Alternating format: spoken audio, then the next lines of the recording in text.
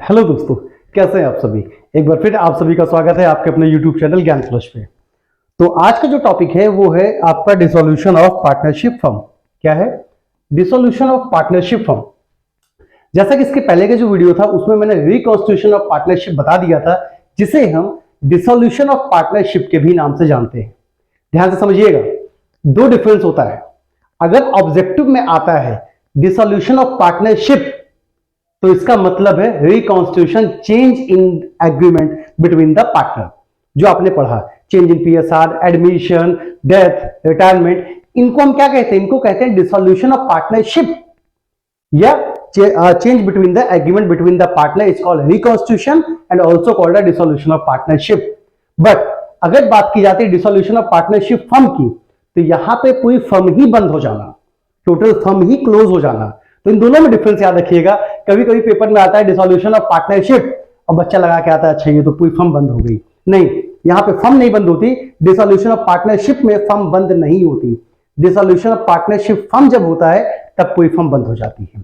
तो फिलहाल एग्जाम के पॉइंट ऑफ व्यू से, क्योंकि सिर्फ कल का एक ही दिन बचा है, एक दिन बाद आपका परसों जो है पेपर स्टार्ट हो जाएगा अकाउंटेंसी का। तो उम्मीद है तब तक मुझे जो भी सिखाना है मैं यहां से आपको बता पाऊं और वो आपको याद दिला पाऊं। आप जो भूले हो कम से कम पेपर में आ जाए, तो आप गलत मत कीजिएगा बस।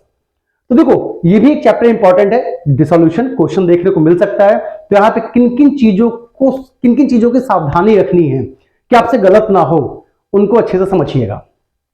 तो डिसोल्यूशन ऑफ पार्टनरशिप फर्म का जो क्वेश्चन आता है बच्चों, जनरली आप देखोगे इसमें एक बैलेंस शीट आती है।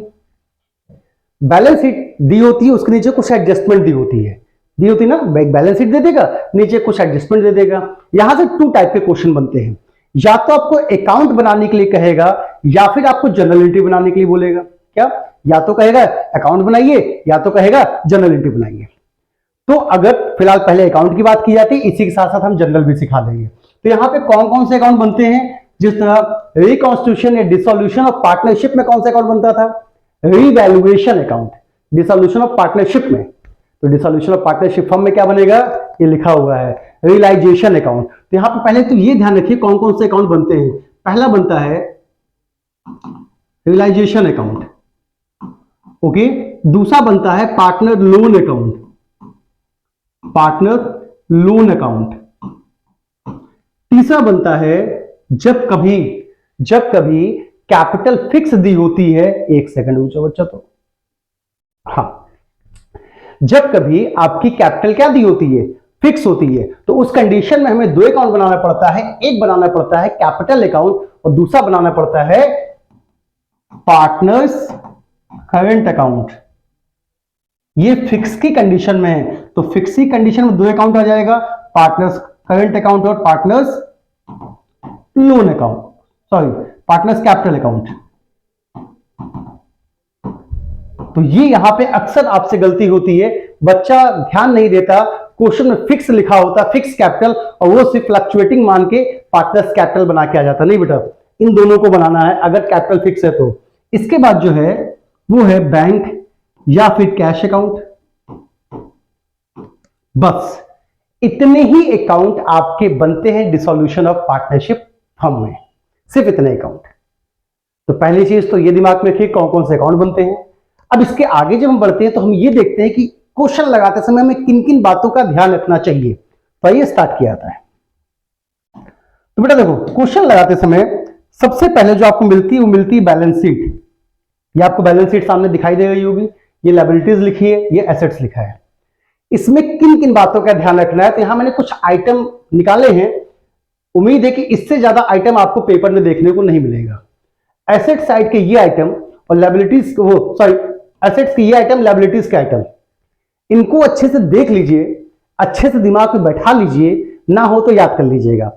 पेपर जैसे ही मिलेगा, अगर उसमें डिसोल्यूशन का क्वेश्चन आ गया तो उसको सबसे पहले इन आइटम को देखते ही ऐसे टिक लगा लेना, डबल टिक, हर एक आइटम पर डबल टिक लगाना, ठीक है?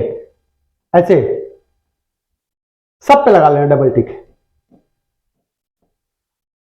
पहला काम सबसे, ये जो आइटम्स हैं ये आपका रियलाइजेशन अकाउंट में नहीं जाता।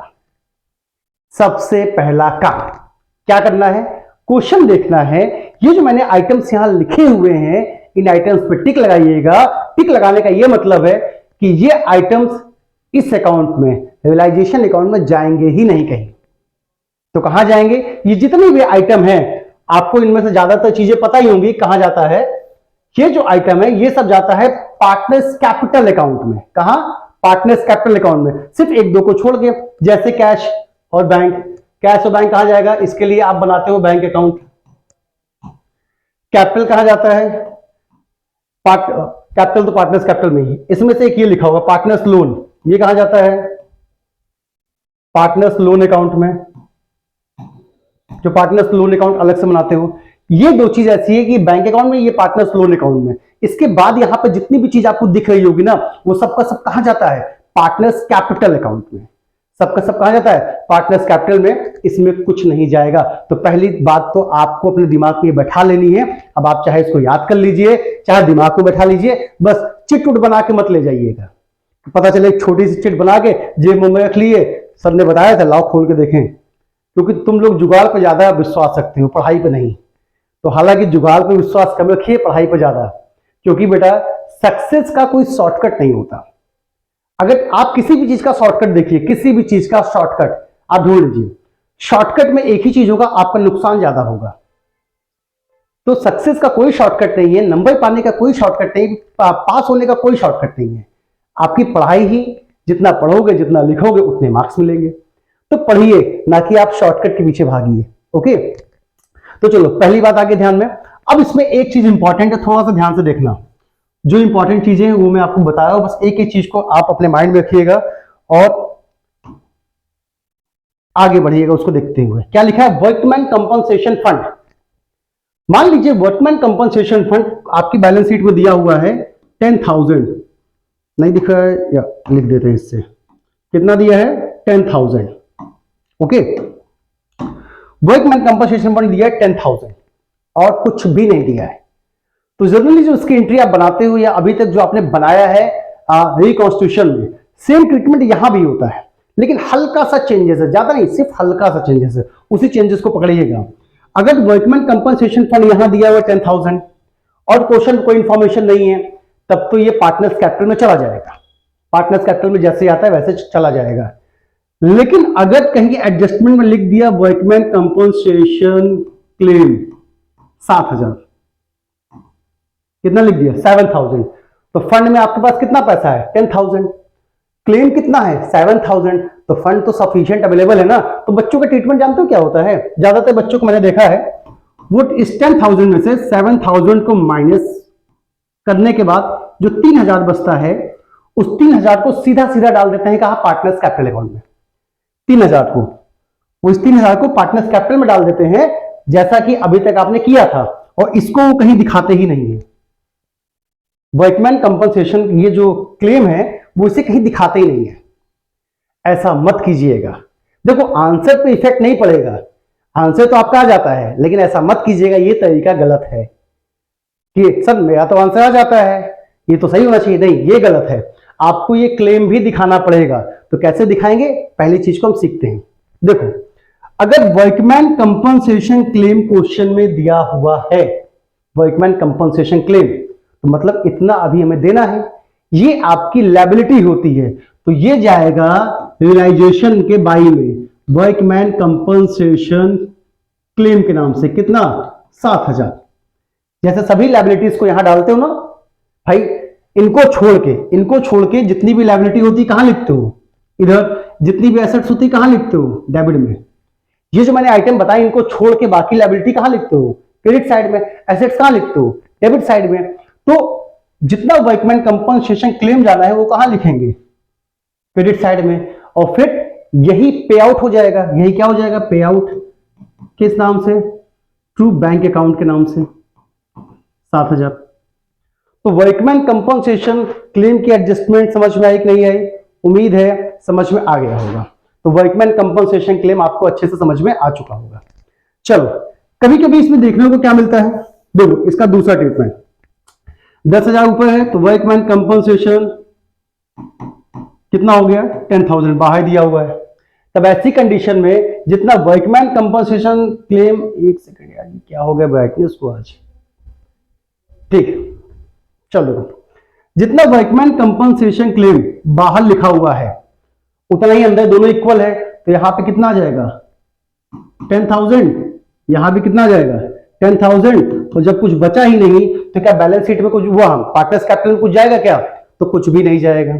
कभी कभी सिचुएशन ये भी होती है कि अंदर 10,000 है और बाहर वर्कमैन कंपनसेशन जो क्लेम हुआ वो हो गया 12,000 का। फंड में पैसा है सिर्फ 10,000 लेकिन क्लेम कितने का हुआ 12,000 का। तो ऐसी कंडीशन में जितना क्लेम होगा, बच्चा ध्यान से देखना, जितना फंड में पैसा है और जितना क्लेम है, तो ये जो पूरा फंड है तुम्हारी लायबिलिटी हो जाएगी। ध्यान से सुन लो, बताने क्या जा रहा हूं, यहां गलती मत करना। अगर क्लेम ज्यादा होता है तो जितना पूरा फंड का पैसा है वर्कमैन कंपनसेशन क्लेम के नाम से ही लायबिलिटी आपकी यहां ट्रांसफर हो जाएगी। फंड में तो 10 ही था ना, हमने 10 का 10 यहां डाल दिया, लेकिन देना कितना है 12, तो बैंक में कितना लिखेंगे 12। यहां गलती मत करना, अक्सर इस केस में गलती हो जाती है बच्चों से। तो फंड अगर सफिशिएंट अवेलेबल है तो जितना क्लेम है उतना पैसा हम यहां डाल देंगे फंड से और बाकी हम यहां पे दे देंगे और जो बचा वो पार्टनर्स में बांट देंगे। लेकिन अगर फंड का पैसा इनसफिशिएंट है तो टोटल जो फंड होगा वो ट्रांसफर होगा as a liability credit side में, और जितना क्लेम देना है वो कहां जाएगा डेबिट साइड में। बस इतनी सी बात याद रखिएगा वर्कमैन कंपनसेशन फंड के लिए, क्योंकि ये एक ऐसा फंड है जिसमें डबल टिक आइटम लगता है और जो कहां जाएगा पार्टनर्स कैपिटल में डिस्ट्रीब्यूट होता है।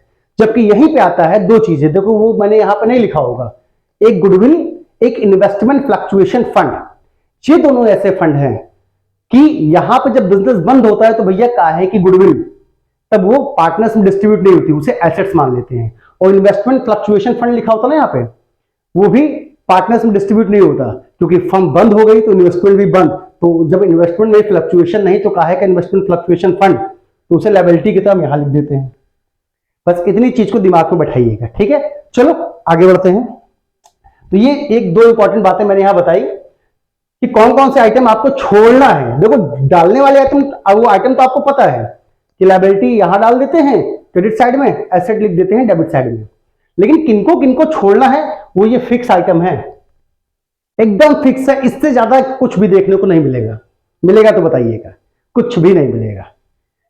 चलो अब इसमें जो दूसरी चीज है उसको, ठीक है, आइटम डालने के बाद बाकी आप जान ही रहे हो कि हाँ ये तो पता ही होगा ना, एसेट्स हमने यहां लिख दिया, लायबिलिटी यहां लिख दिया। इसके बाद कुछ एडजस्टमेंट दी होती हैं जिसमें एसेट्स रियलाइज्ड होती है। अगर बेटा एसेट्स के लिए कोई इंफॉर्मेशन है वो रियलाइज्ड हुई है तो कहां लिखते हैं, बाई में, या तो क्या लिखेंगे बाई बैंक। अगर किसी पार्टनर ने लिया है तो पार्टनर का नाम, पार्टनर कैपिटल अकाउंट। एसेट्स अगर रियलाइज्ड होती है तो मींस एसेट्स की कोई इंफॉर्मेशन है तो तभी ये यहां लिखेंगे। अगर कोई इंफॉर्मेशन नहीं है तो क्या तब भी यहां लिखते हैं, तो नहीं। किसी एसेट्स के लिए कोई इंफॉर्मेशन नहीं है कि ये रियलाइज्ड हुई है कि नहीं, तो इसके नहीं लिखेंगे। अगर एसेट्स की इंफॉर्मेशन है तभी लिखिएगा। लेकिन लायबिलिटी के साथ क्या होता है, अगर लायबिलिटी की इंफॉर्मेशन है कि या नहीं है, एडजस्टमेंट में कुछ दिया हो चाहे ना दिया हो, लायबिलिटी आपको पे आउट करनी ही होती है, आपको देना ही होता है। तो पूरे क्वेश्चंस को करने के बाद जरूर देख लीजिएगा क्या कोई लायबिलिटी ऐसी तो नहीं जो अभी भी बची है, अभी हमने दिया नहीं है। अगर कोई ऐसी लायबिलिटी आपको दिखती है जिससे रिलेटेड कोई एडजस्टमेंट नहीं दी थी, तो उस लायबिलिटी को उसी वैल्यू पे आप टू में लिख दीजिएगा, टू बैंक डाल के, टू बैंक अकाउंट या टू कैश अकाउंट, कुछ भी लिख सकते हो। कोई दिक्कत, समझ में आ गया? यहां तक कोई डाउट नहीं ना? कि एसेट्स के लिए अगर कोई एडजस्टमेंट में कुछ कहा है तब तो वही लिखेंगे अकॉर्डिंग टू एडजस्टमेंट। लेकिन लायबिलिटीज के लिए अगर एडजस्टमेंट में नहीं कहा है, कुछ भी नहीं कहा है, तो लायबिलिटीज को उसकी बुक वैल्यू पे पे आउट करना होता है, आपको देना ही होगा। ये छोटी सी दिमाग में रखिएगा। चलिए भाई आगे बढ़ते हैं। हाँ ये दो चीज इंपॉर्टेंट है, ध्यान से देखो। इसको मैंने क्यों उठाया, क्योंकि यहां भी बच्चों को बड़ी कंफ्यूजन होती है। ये कब बनेगा पार्टनर्स करंट अकाउंट के लिए, दो बातें ध्यान में रखना। जब क्वेश्चन में आपको क्या लिखा मिले, फिक्स कैपिटल, अगर क्वेश्चन में कहीं भी लिखा है फिक्स कैपिटल तो आपको ये पार्टनर्स करंट अकाउंट बनाना ही पड़ेगा, पार्टनर्स करंट अकाउंट बनाना ही पड़ेगा। और इसकी सबसे दूसरी जो खास बात है वो ये है कि इसकी जो बैलेंसिंग होगी ना बेटा, इसकी जो बैलेंसिंग मतलब जो बैलेंस सीडी आती ना भाई, करंट अकाउंट को बैलेंस होगा तो बैलेंस सीडी बचेगी ना, वो सीडी ट्रांसफर कहां होगी? तो जनरली बच्चे यहां पे मैंने देखा है वो बच्चे बैंक अकाउंट में डाल देते हैं, क्योंकि रियलाइजेशन में ज्यादातर बैलेंसिंग कहां जाती है, बैंक अकाउंट में। बच्चे इसको उठा के बैंक अकाउंट में डाल देते हैं। बैंक अकाउंट में जैसे डालोगे गलत हो जाएगा। आपने बैंक अकाउंट में जैसे डाला कि आपका गलत हुआ नहीं, तो कहा याद रखिएगा, करंट अकाउंट की जो बैलेंसिंग होगी वो हमेशा जाएगी पार्टनर्स कैपिटल अकाउंट में। कहा? पार्टनर्स कैपिटल अकाउंट में। इस बात का ध्यान रखिएगा, करंट अकाउंट की बैलेंसिंग पार्टनर्स कैपिटल अकाउंट में, और पार्टनर्स कैपिटल अकाउंट की जो बैलेंसिंग होगी वो कहां जाएगी? वो आपकी जाएगी सीधा सीधा बैंक अकाउंट में। तो इस चीज को ध्यान रखिएगा, यहां पे आपसे कोई दिक्कत या कोई गलती ना होने पाए। ठीक है, इतनी बात समझ में आ गई? आगे बढ़े, चलो आगे बढ़ते हैं। अगर इतनी बात आपके दिमाग में अच्छे से बैठ गई हो तो बस पार्टनर्स करंट अकाउंट से रिलेटेड इतनी चीज थी। ये बनता कब है? जब क्वेश्चन में क्या दिया हो, फिक्स कैपिटल, तब ये बनेगा। और इसकी बैलेंसिंग कहां डालनी है? पार्टनर्स कैपिटल अकाउंट में। और पार्टनर्स कैपिटल अकाउंट की बैलेंसिंग कहां जाती है? बैंक अकाउंट में। बस इतनी सी बात याद रखना, कहीं ऐसा ना हो कि इसकी भी बैलेंसिंग तुम कहां डाल दूं? बैंक अकाउंट में। अगर इसकी बैलेंसिंग बैंक अकाउंट में डालोगे तो ये गलत हो जाएगा। ये तो हो गया पार्टनर्स कैपिटल अकाउंट के बारे में, वो करंट अकाउंट के बारे में। कब बनता है? जब फिक्स होगी। अब बात आती है partners loan account. Loan account कब बनता है?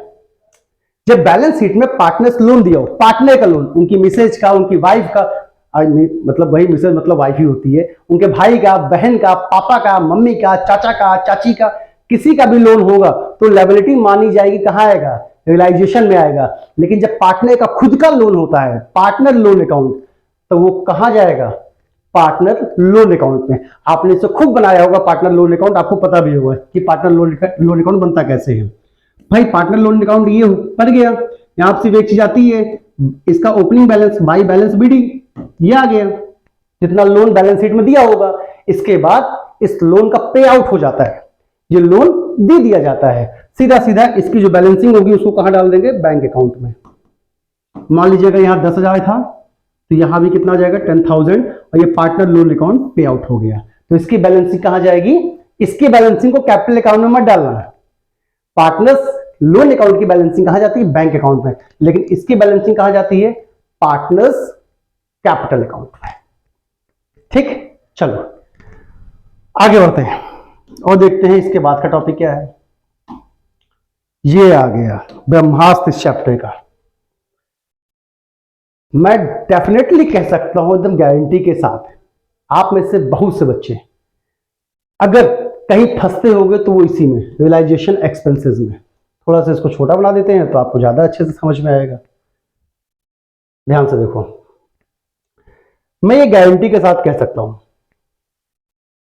कि आप में से बहुत से बच्चे जो फंसते होंगे वो यहां पे नहीं फंसते हो तो देख लीजिएगा। अगर इस वीडियो को यहां पे मिस किया तो मतलब आप एक अच्छा सा टॉपिक मिस करने वाले हो। ये गजब का टॉपिक है रियलाइजेशन एक्सपेंस। देखने में बड़ा सीधा सीधा सा लगता है, बच्चे कहता है ये सही, ये कौन सा टॉपिक है? रियलाइजेशन एक्सपेंस, एक्सपेंस दिया सीधा सीधा यहां डालते हैं हम लोग तो यही सीखे, एक्सपेंस हुआ तो यहां लिख देंगे to bank account, expense debit में आता है। और एंट्री क्या बनाएंगे?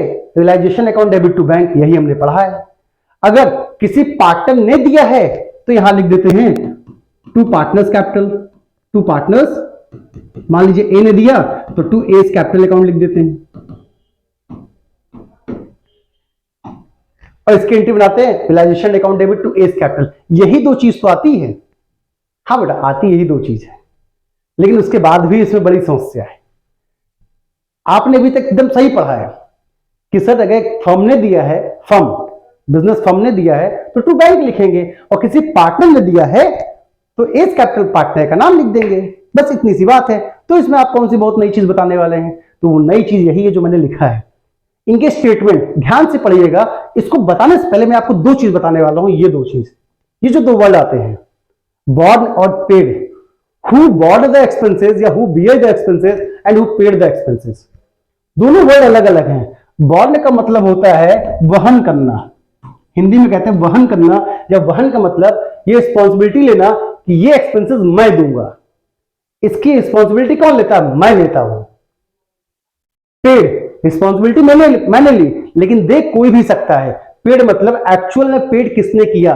देखो बिजनेस में दो ही लोग होते हैं, एक होती है फर्म, एक होता है इंडिविजुअल पार्टनर। भाई या तो ये देगा या तो ये देगा। अब फर्म ने कहा कि चलो भाई गारंटी हम लेते हैं कि जो भी एक्सपेंसेस जो होगा वो हम देंगे, बॉर्न बाय फर्म। लेकिन पेड कौन किया? Paid by partner. जब ऐसे स्टेटमेंट आते हैं तो बच्चा फंस जाता है कि borne by firm paid by partner या paid by firm borne by partner. कुछ ऐसे स्टेटमेंट आते हैं, बच्चा फंस जाता है। अब देखो फर्म ने गारंटी ली कि चलो जो भी एक्सपेंसेस होगा वो हम देंगे, लेकिन अपने पास से कौन दे दिया? पार्टनर दे। तो भाई पार्टनर इनसे लेगा कि नहीं लेगा? क्योंकि गारंटी कौन लिया था देने की? फर्म ने कहा था कि हम देंगे। अब इसी तरीके से अगर बॉर्न बाय पार्टनर है, पार्टनर ने कहा एक्सपेंसेस हम देंगे और दे दिया फर्म ने अपने पास से दे दिया, तो बताओ ये इनसे वापस पैसा लेगी कि नहीं लेगी? बिल्कुल लेगी। तो बस इसमें कंफ्यूज मत होइएगा, ये बड़ा ही इंपॉर्टेंट होने वाला है आज आपके लिए, बड़ा ही मजा आने वाला है इसमें। इसलिए अपने आप को भी जज कीजिए कि क्या ये आपको आता था, और आता था तो कितना आता था। ठीक, चलो बढ़ते हैं। ध्यान से देखो, इसमें पहला पॉइंट क्या लिखा है? When realization expenses are paid by firm, जब realisation expenses paid by firm ने दिया, तो जब फर्म देती है तो नॉर्मल था रियलाइजेशन टू बैंक,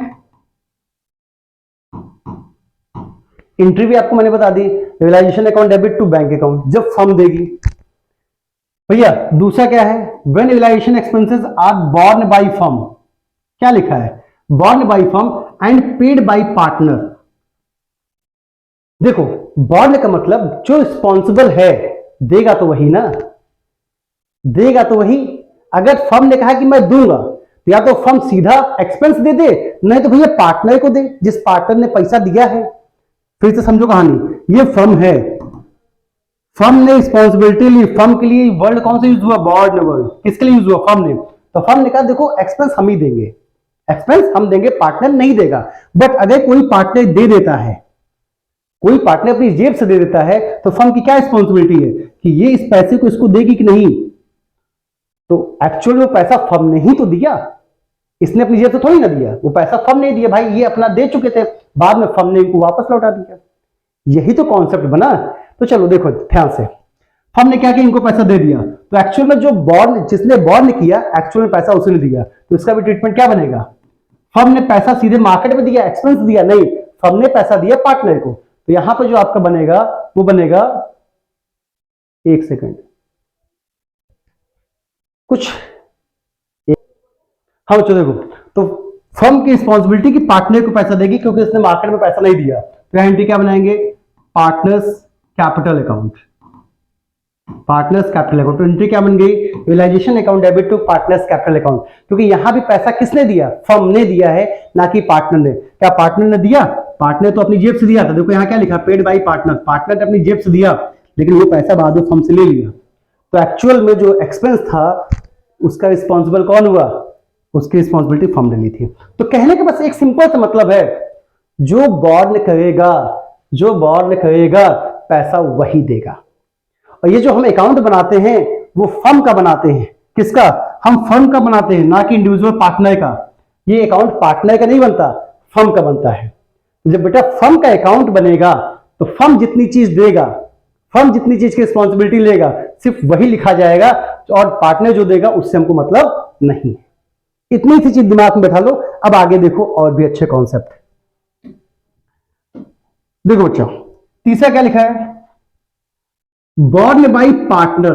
अब रिस्पॉन्सिबिलिटी कौन लिया? पार्टनर, लेकिन पेड बाय फर्म। तो ध्यान से देखो, ये थी तुम्हारी फर्म और ये था तुम्हारा पार्टनर।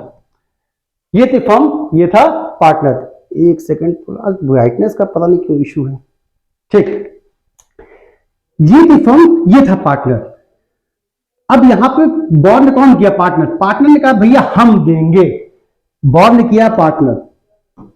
पार्टनर ने कहा देखो भैया हम पैसा देंगे, आप मत दीजिए। तो रिस्पॉन्सिबिलिटी किसकी हुई देने की? पार्टनर देगा ना, फर्म की रिस्पॉन्सिबिलिटी नहीं हुई। लेकिन पेड कौन किया? फर्म ने मार्केट में पेड किया। एक्सपेंसेस कौन दिया? फर्म ने। जब फर्म दे देगी तो फर्म क्या कहेगी इनसे कि देखिए आप देने वाले थे लेकिन हमने दे दिया, तो हमारा पैसा हमको वापस लौटाइए। तो पार्टनर कहेगा ठीक है भाई, हमने कहा था तो हम देते हैं। तो ऐसी कंडीशन में पैसा कौन दे रहा है? एक्चुअल में इसने दिया लेकिन इनसे ले लिया, तो एक तरीके से दिया कौन? पार्टनर। तो इनकी क्या बनेगी? Partners capital account debit to bank account. Partner दे रहा है ना बेटा, partners capital account debit to bank account. इसका मतलब है जब भी पार्टनर्स कैपिटल अकाउंट डेबिट होता है तो इसका मतलब है कि फर्म ने इनसे पैसा लिया, मतलब पार्टनर को फर्म को पैसा पेड करना पड़ा होगा। फर्म ने पार्टनर से पैसा मांगा, जब भी पार्टनर्स कैपिटल अकाउंट डेबिट होगा तो इसका मतलब पार्टनर ने फर्म को पैसा दिया, और जब पार्टनर्स कैपिटल अकाउंट क्रेडिट होगा तो इसका मतलब होता है कि फर्म ने पार्टनर को पैसा दिया। थोड़े थोड़े कॉन्सेप्ट दिमाग में बैठाओगे अच्छे से आ जाएगा। तो इस चीज को ध्यान से समझिएगा कि अगर पार्टनर ने दिया है, बॉर्न बाई पार्टनर है बच्चों, और पेड बाई फर्म है, तो फर्म इनसे पैसा वापस लेगी, तो मतलब दिया कौन? Partner. Partner account debit to bank account, इसकी एंट्री ये बनेगी। तो अगर इस एंट्री में देखो तो क्या कहे? रियलाइजेशन आया है? नहीं। तो जब रियलाइजेशन नहीं आया तो क्या ये रियलाइजेशन में जाएगा? नहीं। तो मतलब अगर ये वाला एडजस्टमेंट आ गया आपके एग्जाम में और आपने यहां डाल दिया तो गलत हो जाएगा। ये सिर्फ कहां जाएगा? पार्टनर्स कैपिटल अकाउंट में और बैंक अकाउंट में, बस। ठीक, इसी तरीके से आगे देखते हैं।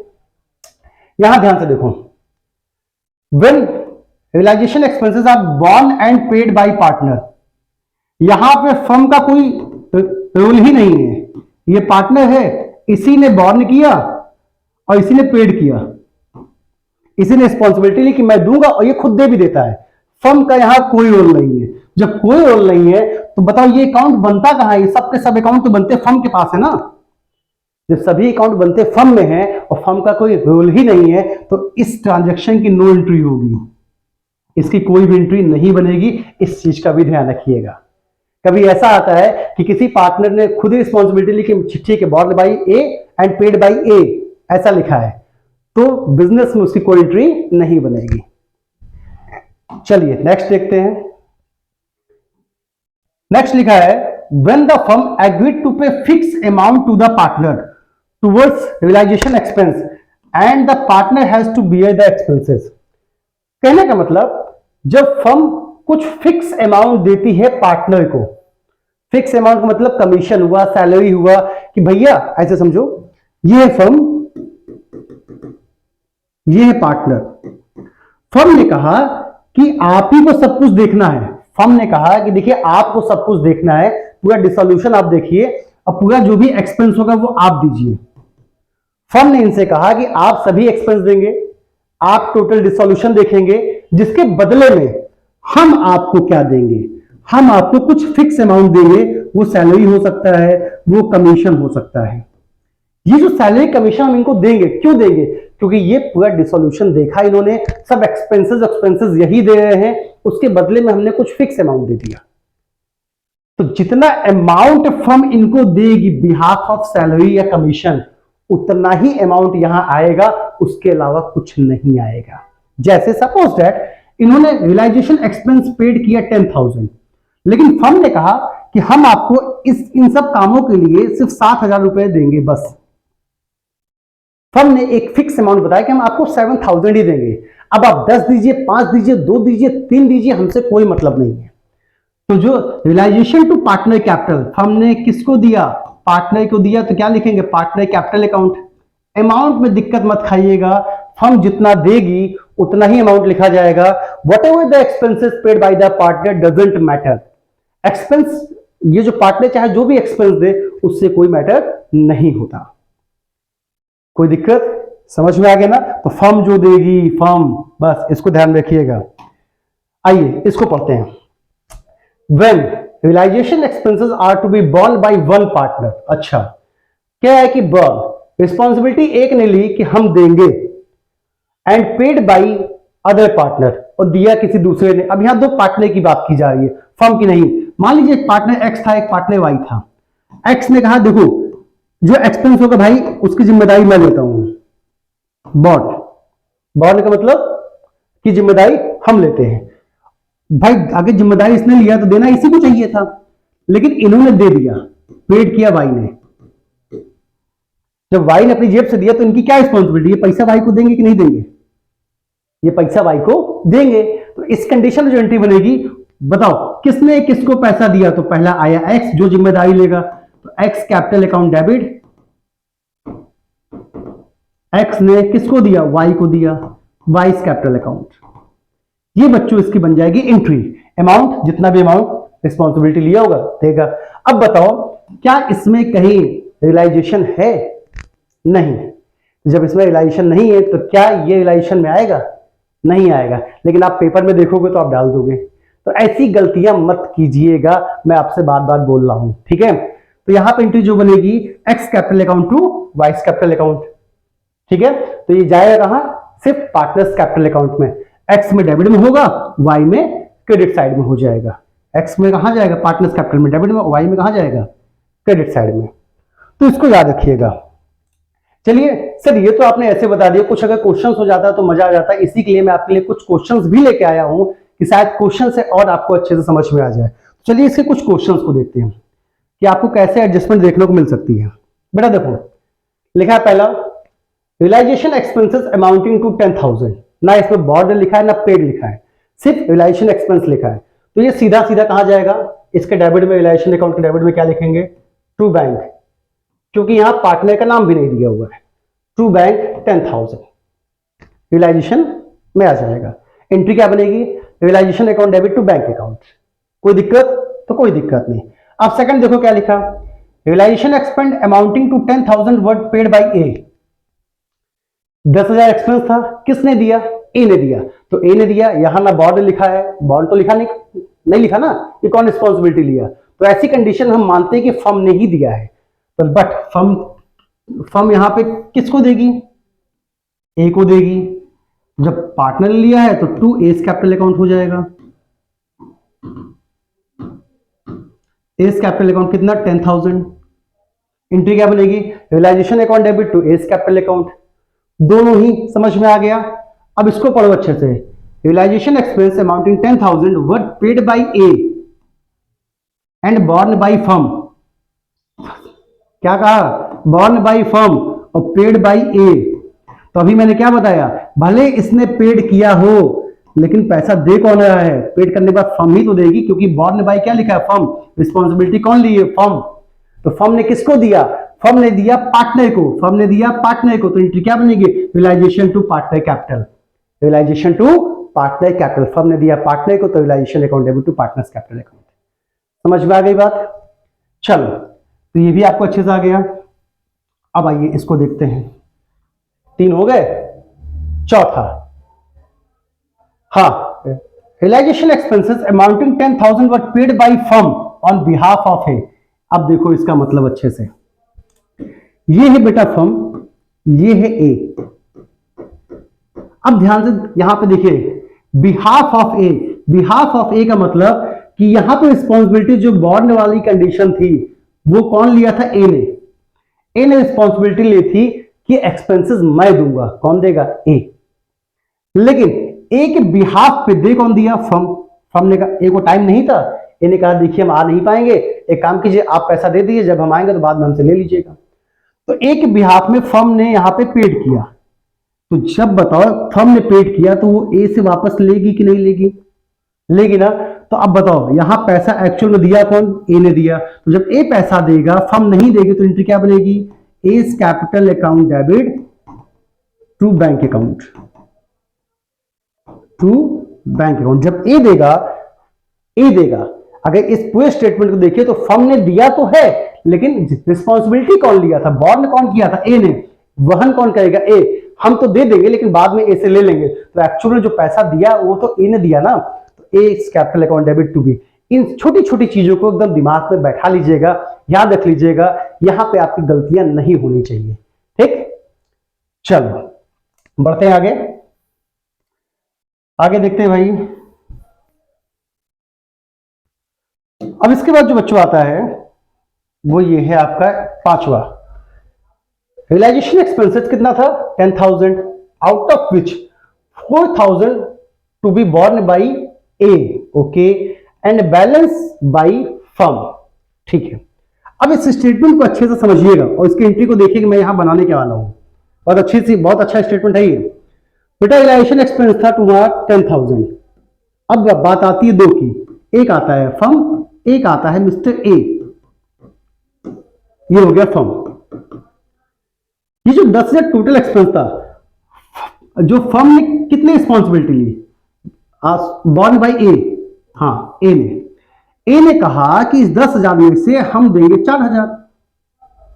ये इसने responsibility Lee, born bye A. तो बाकी जो बॉर्न बचा, बॉर्न बाय फर्म ने कहा भैया हम तो देंगे सिर्फ 6,000। बाकी रिस्पॉन्सिबिलिटी इसने ली। लेकिन इस पूरे स्टेटमेंट में ये कहीं नहीं लिखा कि पेड किसने किया। सिर्फ बॉर्न तो है, borne by A and balance by firm. 4,000 born by A and balance by firm. लेकिन इस स्टेटमेंट में ये कहीं नहीं लिखा हुआ है कि पेड किसने किया है। तो ऐसी सिचुएशन में हम हमेशा क्या मानेंगे कि पेड किसने किया है? फर्म ने।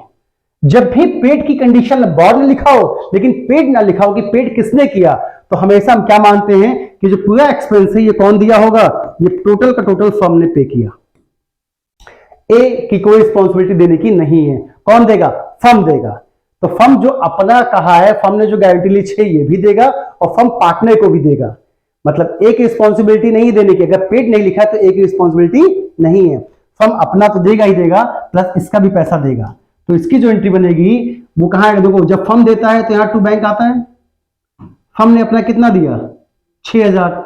और फर्म ने पार्टनर को कितना दिया? ए को भी तो दिया 4,000। तो इसकी जो एंट्री बनेगी, realisation account debit to bank to A's capital account. Realisation में 10,000, बैंक में 6,000 और एस कैपिटल अकाउंट में 6,000। तो ऐसे भी स्टेटमेंट आपको देखने को मिलते हैं, born by A and born by firm. Paid ना लिखा हो तो टोटल एक्सपेंसेस कौन देगा? आपका फर्म देगी। इसलिए जितने भी क्वेश्चन बन सकते थे यहां से वो मैंने उठाया है। इसी पॉइंट ऑफ व्यू से एक्सपेंसेस कितना इंपॉर्टेंट हो जाता है। एक एक चीज को अच्छे से पढ़िएगा, कंफ्यूज मत होइएगा, लिख लीजिएगा, देख लीजिएगा, पढ़ लीजिएगा अच्छे से बच्चों, कंफ्यूज मत होना बस। अब इसमें देखो क्या लिखा है, बहुत डीप चीज बताया। इतनी चीज जल्दी यूट्यूब पे आपको कोई बताएगा नहीं, कोई नहीं बताएगा यूट्यूब पे, एकदम गारंटी से मैं बोल सकता हूं। ठीक, आओ अब आती है बात इसकी लास्ट वाले की। ये आपका है रियलाइजेशन एक्सपेंसेस 10,000 का, out of which 4,000 were to be borne by firm, okay, and balance by A. चलो ठीक, the expenses were paid by A. यहां देखो साफ साफ लिखा है एक्सपेंसेस कौन दिया? ए ने। सेम क्वेश्चन ऊपर वाला, बस यहां पे ये दे दिया। तो आइए इसको देखते हैं कैसे लगाएंगे। भाई फर्म ने रिस्पॉन्सिबिलिटी ली 6,000 की कि भैया हम 6,000 देंगे। ए ने जो रिस्पॉन्सिबिलिटी ली, ये जो आदमी है पार्टनर ए, इन्होंने कहा 4,000 मैंने रिस्पॉन्सिबिलिटी ली है। और टोटल जो 10,000 एक्सपेंस है, टोटल 10,000 एक्सपेंस, इसको दे कौन रहा है? सॉरी, बी कहां आएगा? A. The expenses were paid by A. ये जो टोटल 10,000 था एक्सपेंस, इसको कौन देगा? ए देगा। तो मैंने क्या कहा, फर्म जितनी रिस्पॉन्सिबिलिटी लेगा, फर्म बस उसका जिम्मेदार है, बाकी किसी चीज का फर्म जिम्मेदार नहीं है। तो फर्म ने कहा भैया जो तुम 10,000 दे रहे हो उसमें तो 4,000 तुम्हारा है, उससे मुझे मतलब नहीं है, मुझे तुमको कितना देना है अपने पास से जिसकी रिस्पॉन्सिबिलिटी मैंने ली है 6,000, तो मुझे बस इससे मतलब है। तो फर्म देगा किसको? ए को। तो एंट्री क्या बनेगी? Realisation account debit to A's capital account, to A's capital account. कितना देगा फर्म? सिर्फ 6,000। बाकी से फर्म को कोई लेना देना नहीं है। फर्म जितने की रिस्पॉन्सिबिलिटी लेता है फर्म सिर्फ उतना ही देगा। टोटल एक्सपेंसेस दिया था ए ने और फर्म ने कितने की रिस्पॉन्सिबिलिटी ली थी? सिर्फ 6,000 की। तो भाई ये एंट्री बन गई। ये रियलाइजेशन में कहां जाएगा? यहां जाएगा, टू एस कैपिटल के नाम से, एस कैपिटल अकाउंट 6,000। तो बस इसकी एंट्री यही बनेगी, बाकी 4,000 से कोई मतलब नहीं होगा। इस चीज को दिमाग में बैठा लीजिएगा। ठीक, चलिए बढ़ते हैं आगे। ये हो गया। और कुछ दिखाएं, कुछ नया अगर देखने का मन हो तो ना दिखाएं तो नहीं दिखाते हैं, बस इतना बहुत है। ज्यादा बताएंगे तो और कंफ्यूज हो जाओगे। तो बस इन 5-6 स्टेटमेंट जो मैंने दिखाए हैं आपको अगर देखने को मिलेगा तो यहां से मिल जाएगा। और भी मेरे पास 6-7 स्टेटमेंट है, कहिए तो आपको हम दिखा दें, देखना चाहोगे? ये देखो, ये है, ये स्टेटमेंट है, ये लिखा है ना स्टेटमेंट। हाँ, आप स्क्रीनशॉट ले लीजिए, इसको लगाइएगा। आपसे बन जाता है तो अच्छी बात है, नहीं बनता है तो कमेंट बॉक्स में ये लिखिएगा सर 7, 8, 9, 10 वाला भी बता दीजिए, तभी बताएंगे, नहीं तो नहीं बताएंगे। ठीक, तो इसलिए अभी हम यहां तक हैं 6 तक, तो आप बस सिर्फ 6 तक याद रखिए, इतना सफिशिएंट है पेपर में देखने के लिए। अगर 7, 8, 9, 10 सीखने का मन है तो पहले तो मैंने दे दिया, स्क्रीनशॉट लेके लगाइएगा। आ गया तो अच्छी बात है, नहीं आया तो मैं तो हूं ही। बस कमेंट बॉक्स में इतना ही लिखना है कि सर 7, 8, 9, 10 वाला भी बता दीजिए एक बार, मैं एक छोटा सा वीडियो बना के डाल दूंगा एकदम समझा के। तो बच्चों बस अगर बात किया डिसोल्यूशन में तो आप बस इतनी सी बात याद रखिएगा, काम खत्म। तो आइए एक छोटा सा ओवरव्यू दे देते हैं फिर से, कि हमें सबसे पहले क्या देखना है कि बैलेंस शीट से कौन से आइटम, बैलेंस शीट से कौन से आइटम इसमें नहीं जाते, इसमें नहीं जाते। सबसे पहली चीज अभी मैंने आपको बताया पहले में, बैलेंस शीट में कौन कौन से आइटम है जो यहां नहीं जाते। उसके बाद उन आइटम को छोड़ के सभी एसेट्स को यहां लिख दीजिएगा और सभी लायबिलिटीज को इधर लिख दीजिएगा। फिर क्या याद रखना, एडजस्टमेंट में एसेट्स से रिलेटेड अगर बातें दी हुई हैं तो जो एसेट्स रियलाइज्ड है उन्हीं को लिखिएगा, और किसी एसेट से रिलेटेड कोई चीज नहीं दी है तो उसको छोड़ दीजिएगा। लेकिन लायबिलिटीज के लिए अगर कुछ दिया हो या ना दिया हो, आपको लायबिलिटीज पे आउट करनी ही करनी होती है। ठीक है, उसके बाद आपने क्या पढ़ा, 2 इंपॉर्टेंट चीज, एक आपने पढ़ा था पार्टनर्स करंट अकाउंट और partners capital account. Current account की बैलेंसिंग हमेशा कैपिटल में ट्रांसफर होगी, जबकि लोन अकाउंट की बैलेंसिंग बैंक में जाएगी। फिर आपने क्या देखा, एक्सपेंसेस। तो ये तो भैया अपने आप में ही है, सब कुछ आसान देगा अगर एक्सपेंसेस का एक स्टेटमेंट दे दिया, बॉर्न और पेड मिला के एक स्टेटमेंट, पूरा आसान सा क्वेश्चन एक स्टेटमेंट की वजह से आपका गलत हो जाएगा, वो बॉर्न और पेड वाला है। अगर आपने इसे कॉन्सेप्ट को नहीं सीखा ना बच्चा, भाई पेपर में आ गया अगर 2 दिन 1 दिन बाद, सिर्फ कल ही तो बचा है, परसों मॉर्निंग में पेपर है, तो सब कहानी खत्म। तो कोशिश कीजिए जाने से पहले इसको अच्छे से देख लीजिएगा। तब तक के लिए thank you, tata and bye bye. मिलते हैं कल, जो 1 दिन बचा है उसमें हो सकता है, टाइम तो है फिलहाल, अगर कहीं बिजी ना हुए तो एक आसान सा चैप्टर जो अभी तक बचा हुआ है और उससे क्वेश्चन भी आते हैं, मैं उसे दे दूंगा, देख लीजिएगा। मानता हूं कि उसमें आप एक्सपर्ट हैं, लेकिन उसके बाद भी हम उसको बताएंगे, आप बनाइएगा। वो चैप्टर है आपका कौन सा, comparative size, comparative and common size statement, common size statement. तो एक छोटी सी वीडियो में इन दोनों का कॉन्सेप्ट मैं बता दूंगा, इसको बनाना कैसे है, लिखना कैसे है, परसेंटेज कैसे निकालने हैं, कल वीडियो डाल देंगे। आपके सभी चैप्टर्स का रिवीजन हो गया। आप अपनी प्लेलिस्ट में जाइएगा, प्लेलिस्ट में देखिएगा, प्लेलिस्ट बनी हुई है quick accountancy quick revision before exam, उसमें सभी वीडियोस दी हुई हैं। सबसे पहले कैश फ्लो, उसके बाद अकाउंटिंग रेशियो मैंने बनाया था, फिर मैंने शेयर्स, फिर डिवेंचर्स बाद पार्टनरशिप की 3 वीडियो बनाई, आज को लेते हुए 3 हो गई। फिर अब इसके बाद ये डाल देंगे कंपैरेटिव कॉमन साइज, आपकी पूरी बुक खत्म। तो इनको देख लोगे तो बहुत हेल्पफुल मिलने वाली है। ओके बच्चों, thank you, bye bye, best of luck for your paper.